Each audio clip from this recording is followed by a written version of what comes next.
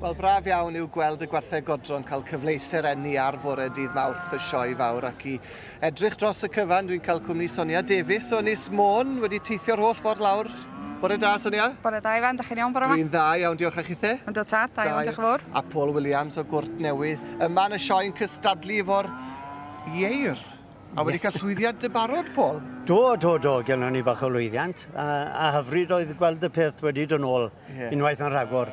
A fydd pobl yn meddwl, pan bod Paul yn sylwebu te ar y gwartheg godron, i chi hefyd wrth gwrs yn cadw biches hynod o lwyddiannus o wartheg Holstein yna'n Cwrt Newydd, ynddo fe? Ie. Faint o warched sydd â chi erbyn hyn? 170. Yn godron dda, Paul? Odyn wir, mae rai gweud. A faint o wartheg sydd fo chi, Sonia, fyna'n Sir Fôn? Mae gennym ni tan 90 o fichod yn godro a rei ifanc hefyd. A pa fryd sydd fo chi? Mae gennym ni wartheg Holsteins a gwartheg Jerseys. A dim ond Holstein sydd fo chi, ynddo fe, Paul, ar y ffarm yn Cwrt Newydd. Yn ffermio gyda'r mab, Bryn, yw Bryn adre yn gofalu am y fiches neu yw yn y sioe? Byddwn ni'n mynd ôl prynawn o'r bydd Bryn yn dylan wedyn. I pawb i gael rhyw damed o'r sioe yna fe. Dyna'r broblem, ynddo fe, dyna'r y gwaith sydd pan i chi'n godro. Mae rhaid i rhywun fod yna o hyd yn does. Mae'r godro'n fod digwydd sy'n moch beth sy'n mlaen. Mae rhywbeth yn digwydd os nawr chi'n cadw llygiad. Chitha reit, Paul, chitha reit. Ac un o'r dosbarthiadau cyntaf sydd â ni yma heddi nawr yw'r dosbarthiadau'r Heffrod wedi ei geni ar ôl Medi 2023, Medi llynedd wrth gwrs. Felly, Heffrod ifanc sydd fan hyn, a wy'n deall Sonia mai dyma yw dy arbenigedd di mewn ffordd. Fies ti'n cystadlu tipyn yn yr adrannau yma? Do, dwi wedi cystadlu efo maes da, mae'n siŵr 20 mlynedd, mae'n siŵr. Mae hwn glas anodd bob tro. Mae yna heffrod dyfodol efo yma. Mae'n bechod, dweud y gwir bod ni wedi methu dwa. Am be felly fydd y beirniad yn chwilio wrth iddo fe edrych ar y gwartheg yma sydd o'i flaen y Sonia? Steil, cerdded yn dda, dymdar corff. Ond mae hwn yn glas anodd. Yndi, mae'n glas anodd. Ydy, a fel wedi'n Sonia, Paul, mae'n ddosbarth anodd iawn yn dywe, achos maen nhw i gyd yn heffrod bach dark yn rhai addawol iawn, yndyn nhw? Mae rhaid ti gael power yn y lloi yma.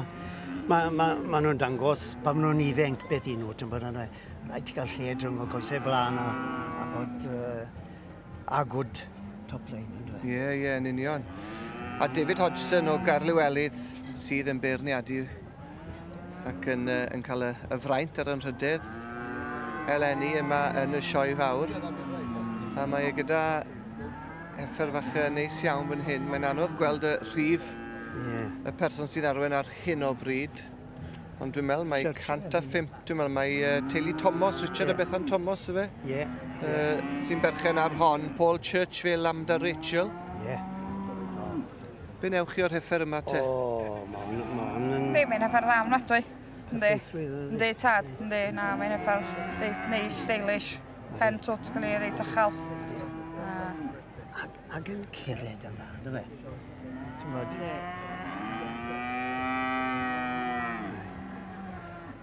Ac yn ni'n symud mlaen wedyn te at y teulu Wilson, Tregibi, yn enwau mor adnabyddus yma yn adrannau'r godro sodiad yn y sioe fawr ath i hwnt wrth gwrs. Yndi tad, yndi, mae o'n llwyddiannus iawn mewn lot o sioia.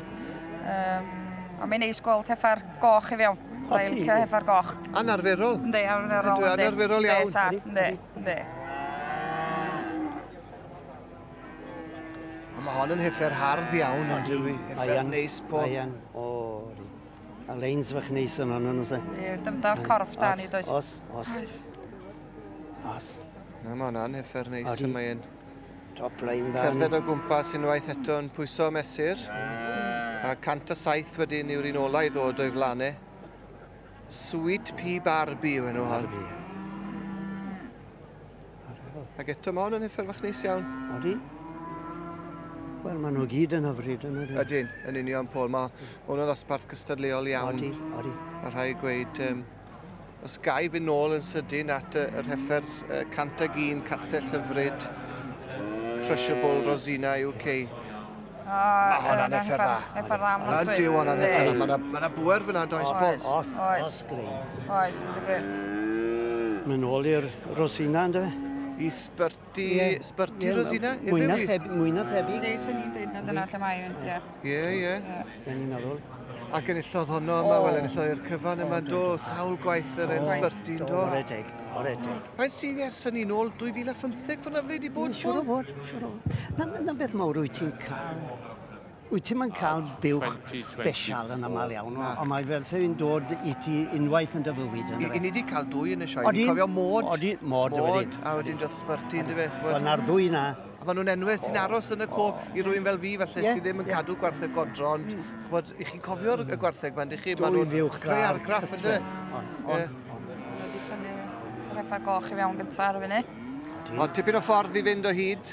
Tidwch nôl ato ni i weld pwy geith y garden goch yn y dosbarth yma. Croeso nôl ato ni fan un o'r dosbarthiadau cyntaf heddi i'r heffrod ifanc wedi geni ar ôl mis Medi y llynedd yn osbarth yr Holsteins ac wy'n cael cwmni Sonia Davies o hyd Ynys Môn a Paul Williams o Gwrt Newydd, Ceredigion.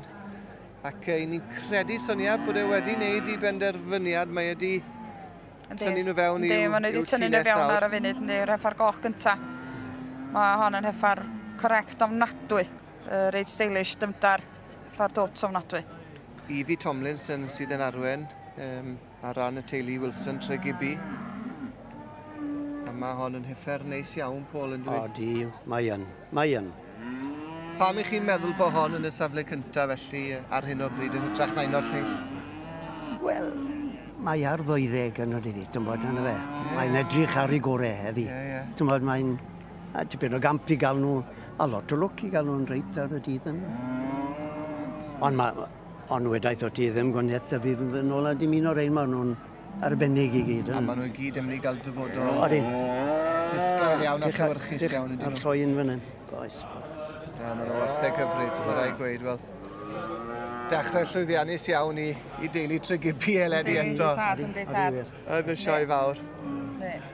A mi ai draw i gael gair sydyn gyda i fi wrth llongyfarchu. Diolch i chi'ch dau am y tro. Iawn. Ac dyma ni i fi wedi derbyn i charden goch. I fi llongyfarchiadau. Congratulations. Thank you. What a beautiful little heifer. Oh yeah, she's one of our favourites. She stands out, I think, but it's because she's red. She stands out for many reasons as well. No, she does. She's we've always loved this calf since she was little, and her mother and grandmother have both been calves that I've shown as well, so nice to get her out. I think this will be my last time on the halter now. I've done my winning now. You've done your work for the day. And a busy day for Tregibi? Yeah, we've all together, there's 10 from Tregibi and then 2 from myself, so yeah, we've got a busy day. Excellent, well done, and thank you, thank you for supporting the show as you always do. Thank Excellent, you. diolch yn fawr. Diolch yn fawr. Llongyfarchiadau. Thank you. Thank you, Evie.